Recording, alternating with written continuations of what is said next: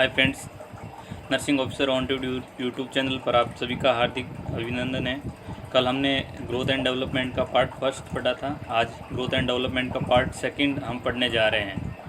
इसी के साथ हम ग्रोथ एंड डेवलपमेंट में कल हमने पढ़ा था ग्रोथ एंड डेवलपमेंट का इंट्रोडक्शन, ग्रोथ एंड डेवलपमेंट की डेफिनेशन, उसका डिफ्रेंशिएशन और ग्रोथ एंड डेवलपमेंट के प्रिंसिपल्स एंड कैरेक्टरिस्टिक्स। एंड आज हम पढ़ने जा रहे हैं ग्रोथ एंड डेवलपमेंट के फैक्टर अफेक्टिंग ग्रोथ क्या होती है, ग्रोथ के बारे में पढ़ेंगे। इसी के साथ स्टार्ट करते हैं ग्रोथ।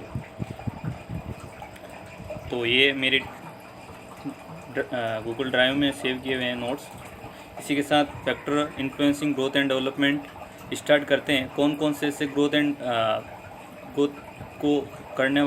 को अफेक्ट करने वाले फैक्टर हैं।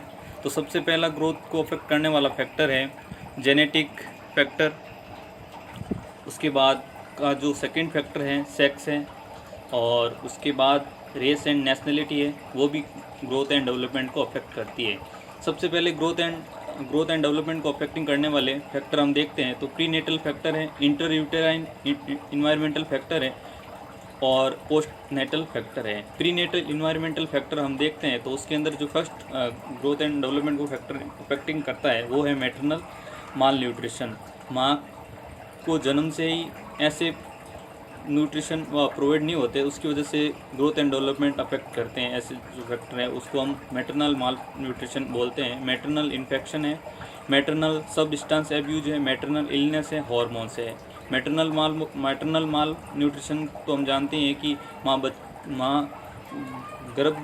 गर्भ अवस्था के अंदर यदि प्रॉपर न्यूट्रिशन वगैरह नहीं लेती है तो माल न्यूट्रिशन की वजह से बच्चे का प्रॉपर ग्रोथ एंड डेवलपमेंट नहीं हो पाता है। मैटरनल इन्फेक्शन है, यदि मदर प्रेगनेंसी के अंदर कोई मदर को इन्फेक्शन हो जाता है उसकी वजह से भी ग्रोथ एंड डेवलपमेंट में अफेक्ट पड़ता है या फैक्टर इन्फ्लुएंसिंग करते हैं। मैटरनल सब्सटेंस एब्यूज, यदि मदर कोई ऐसे सब्सटेंस एब्यूज करती है जैसे अल्कोहल है, सिगरेट स्मोकिंग है या अदर कोई भी सब्सटेंस एब्यूज करती है तो उसका भी अफेक्ट पड़ता है मैटरनल के थ्रू चाइल्ड पर, बच्चे की growth and development. Maternal illness है, यदि माँ को कोई भी बीमारी है, डिजीज़ है, उसकी वो भी बच्चे की ग्रोथ एंड डेवलपमेंट पे अफेक्ट करती है। और हार्मोन्स है, माँ के द्वारा जो सेक्रेशन होते हैं हार्मोन्स का, वो भी बच्चे की ग्रोथ एंड डेवलपमेंट पे अफेक्ट करती है। पोस्ट नेटल फैक्टर कौन कौन से वो भी हम देख लेते हैं। ग्रोथ पोटेंशियल है, हम ग्रोथ पोटेंशियल मीन्स बच्चे की ऐसी क्षमता है जो ग्रोथ को हेल्प करने के अंदर बच्चे के जन्म के समय के बाद हेल्प करती है, वो भी ग्रोथ में और डेवलपमेंट में अफेक्ट करती है। फिर न्यूट्रिशन है, बच्चा क्या खा रहा है, वो भी ग्रोथ एंड डेवलपमेंट पे अफेक्ट करता है। चाइल्डहुड इलनेस, यदि बचपन में कोई बीमारी है तो वो भी ग्रोथ एंड डेवलपमेंट पे अफेक्ट करती है। फिजिकल इन्वायरमेंटल है, बच्चे का सराउंडिंग इन्वायरमेंट कैसा है, फिजिकल इन्वायरमेंट कैसा, वो भी ग्रोथ एंड डेवलपमेंट पे अफेक्ट करता है। साइकोलॉजिकल इन्वायरमेंट, बच्चे का मानसिक स्टेटस कैसा है फैमिली के अंदर, वो भी ग्रोथ एंड डेवलपमेंट अफेक्ट करता है। कल्चरल इन्फ्लुएंस है, बच्चे का वातावरण कैसा है, बच्चा किस कल्चर में रहता है, कैसी लैंग्वेज यूज़ करता है, वो भी ग्रोथ एंड डेवलपमेंट में अफेक्ट करता है। सोशियो इकोनॉमिक स्टेटस है, बच्चा कौन सी फैमिली में रहता है, हाई स्टैंडर्ड फैमिली में रहता है, माइल्ड स्टैंडर्ड फैमिली में रहता है या पुअर फैमिली में रहता है, वो भी बच्चे की ग्रोथ एंड डेवलपमेंट में अफेक्ट करता है। क्लाइमेट एंड सीजन है, बच्चे कौन सा सीजन में रह रहा है, कहीं भी ज़्यादा वेदर है, कहीं भी डेजर्ट एरिया है वहाँ भी रहता है, वो भी बच्चे ग्रोथ एंड डेवलपमेंट में अफेक्ट करता है। फिर प्ले एंड एक्सरसाइज, बच्चा बचपन के अंदर क्या खेलता है, क्या एक्सरसाइज करता है, वो उसका भी ग्रोथ एंड डेवलपमेंट में अफेक्ट करता है। बर्थ ऑर्डर ऑफ चाइल्ड, बच्चे का बर्थ ऑर्डर क्या रहा होगा, वो भी ग्रोथ एंड डेवलपमेंट में अफेक्ट करता है। इंटेलिजेंसी, बच्चे के इंटेलिजेंसी लेवल क्या है, वो भी ग्रोथ एंड डेवलपमेंट में अफेक्ट करता है। हार्मोन इन्फ्लुएंस है, बच्चे के हार्मोन का भी ग्रोथ एंड डेवलपमेंट में बहुत ज़्यादा रोल होता है। हम उसके बाद फैक्टर अफेक्टिंग के बाद हमारा टॉपिक है ग्रोथ और डेवलपमेंट। ग्रोथ और डेवलपमेंट से हम सबसे पहले हम पढ़ेंगे ग्रोथ क्या होती है, उसकी टेक्निक क्या होती है। हम हॉस्पिटल या क्लिनिक के अंदर बच्चा जब आता है तो हम उसका ग्रोथ का मेजरमेंट कैसे करते हैं, वो सभी टेक्निक क्या क्या यूज़ लेते हैं और ग्रोथ की कौन कौन सी टेक्निक होती है जो हम उसको असेसमेंट करते हैं। तो सबसे पहले technique of assessment of growth, postnatal growth pattern है। ये हम बच्चे के जन्म के बाद का पैटर्न हम देख रहे हैं। बच्चे का इंट्रा यूट्राइन हम पैटर्न यहाँ अभी डिस्कस नहीं करेंगे, बाद में डिस्कस करेंगे। अभी हम postnatal growth pattern discuss कर रहे हैं। बच्चे के जन्म के बाद यदि हॉस्पिटल या क्लिनिक में आता है तो हम किस तरह से बच्चे का ग्रोथ एंड मेजरमेंट करेंगे वो हम डिस्कस कर रहे हैं। तो सबसे पहले हम लेंथ एंड वेट देखते हैं बच्चे का।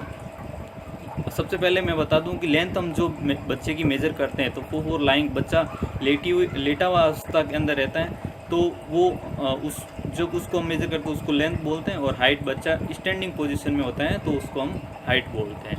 तो height and length and height में डिस्कस करते हैं। तो increase in height indicate skeletal growth. यदि बच्चे की हम हाइट इंक्रीज होती है तो हम ये मानते हैं कि बच्चा स्केलेटल, बच्चे की हड्डियाँ मजबूत हो रही है, बच्चा ग्रो कर रहा है। At birth average length of healthy Indian new born baby is 5 centimetre to, ये मोस्टली एवरेज हाइट दे रखी है, इधर लेंथ दे रखी है 50 सेंटीमीटर, मोस्टली 45 टू 52 सेंटीमीटर के बीच रहती हैं। और इंच के अंदर हम देखते हैं तो 18 इंच टू 21 इंच के अंदर बच्चे की लेंथ या हाइट रहती है। बच्चे की जो हाइट ग्रो करने की रेट है 2.5 सेंटीमीटर पर मंथ के हिसाब से बच्चा ग्रो करता है। It increase to 60 centimetre at 3 month. बच्चा 3 महीनों का जब होता है तो 60 सेंटीमीटर ग्रो करता है, और 9 मंथ का होता है तब 70 सेंटीमीटर ग्रो करता है। और 1 ईयर तक ऑफ एज का बच्चा 75 सेंटीमीटर की उसकी हाइट होती है। और 12 सेंटीमीटर, अब बच्चा 1 साल से बड़ा हो गया, 1 साल तक बच्चे की 75 सेंटीमीटर होती है, उसके बाद 12 सेंटीमीटर तक ग्रो कर जाता है, मीन्स 75 प्लस 12 ये बच्चा ग्रो कर लेता है 2 ईयर की एज में। और 75 plus 9 75 plus 12 plus 9 centimetre grow कर लेता 3rd ईयर के अंदर। और 75 प्लस 12 प्लस 9 प्लस 7 ये बच्चा 4th ईयर तक ग्रो कर लेता है। और 5th ईयर तक आते आते बच्चा उसकी और इंक्रीज हो जाता है। 3rd ईयर की एज से 7 सेंटीमीटर एज तक ग्रो कर लेता है, और 4th ईयर से 6 सेंटीमीटर ग्रो कर लेता है 4th ईयर की एज में। उसका बाद हम ये मेज़रमेंट करते हैं कि मेज़रमेंट हम कैसे करते हैं। तो लेंथ मेज़र हम अप टू 2 ईयर तक करते हैं, जो उसमें मेज़र करने के लिए हम इन्फेंटोमीटर यूज़ करते हैं, सिंपल टैप भी मेज़र करते हैं।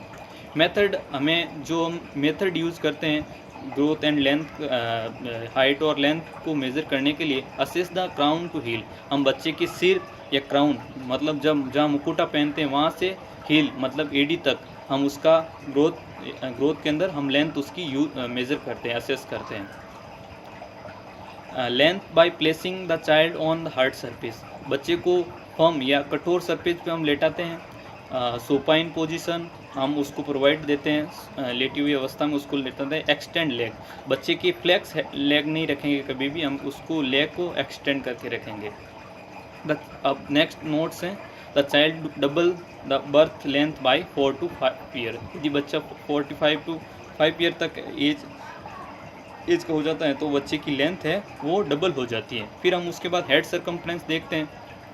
तो बच्चे का head circumference brain growth and development of intracranial volume. बच्चे का जो हेड सर्कमफ्रेंस है वो हम इस पर्पज़ से नापते हैं कि बच्चे का जो ब्रेन ग्रोथ एंड डेवलपमेंट है वो इंट्राक्रेनियल वॉल्यूम को ही हम मेज़र करते हैं। इससे हम वो उसी को इंट्राक्रेनियल ब्रेन ग्रोथ को ही हम मेज़र करने के लिए हेड सर्कमफ्रेंस को नापते हैं। Average head circumference measure about 35 centimetre होता है। नॉर्मली ये 33 to 35 सेंटीमीटर के बीच हो सकता है। एट 3 मंथ 40 सेंटीमीटर का हो जाता है। 6 मंथ में 33 सेंटीमीटर होता है। 1 ईयर में 45 सेंटीमीटर का हो जाता है। 2 ईयर में 48 सेंटीमीटर का हो जाता है। 7 ईयर में 50 सेंटीमीटर का होता है। 12 ईयर में 52 सेंटीमीटर का। ऑलमोस्ट सेम एज एडल्ट के सेम ही होता है 12 ईयर के एज के अंदर।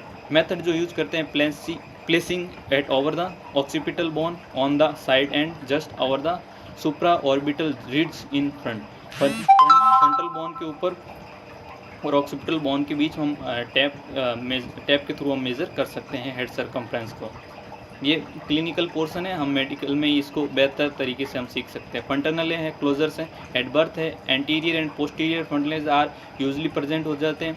बच्चे की बर्थ के समय एंटीरियर फंटनल को हम ऑब्जर्व कर सकते हैं और पोस्टीरियर फंटनले को भी हम ऑब्जर्व कर जाते हैं। Posterior fontanelle close early within a few 6 to 8 weeks of age, मतलब 1.5 महीने का जब बच्चा होगा तो ये पोस्टीरियर फंटनल है वो क्लोज हो जाएगा। और the anterior fontanelle normally close by the 12 to 18 month. 1.5 साल तक का जब बच्चा होता है तो हमारा एंटीरियर फंटनल हो जाता है, जो कि डायमंड शेप के अंदर हो जाता है, वो क्लोज हो जाता है। चेस्ट सर्कम्फ्रेंस देखते हैं हम। हेड सर्कम्फ्रेंस के बाद चेस्ट सर्कम्फ्रेंस मेजर करते हैं, 31 टू 33 सेंटीमीटर का हो जाता है, जो कि हमारे 2 टू 3 सेंटीमीटर लेस देन होता है head circumference. At birth it is 2 to 3 centimetre less than head circumference. At 6 to 12 month of age both become equal. Head circumference और चेस्ट सर्कम्फ्रेंस दोनों इक्वल हो जाते हैं। और at after first year of age chest circumference is greater than head circumference by 2.5 centimetre का हो जाता है। बच्चे का 1 साल के बाद बच्चे का चेस्ट सर्कम्फ्रेंस इंक्रीज हो जाता है। और and the age of 15 year it is about 5 centimetre larger than the head circumference. ये 5 साल तक बच्चे का हेड सर्कम्फ्रेंस लार्जर हो जाता है हेड सर्कम्फ्रेंस से। It measure placing the tape measure around the chest and the level of nipple in between the inspiration and expiration. बच्चा जब ब्रीथिंग करता है उस समय हम मेजर करते हैं।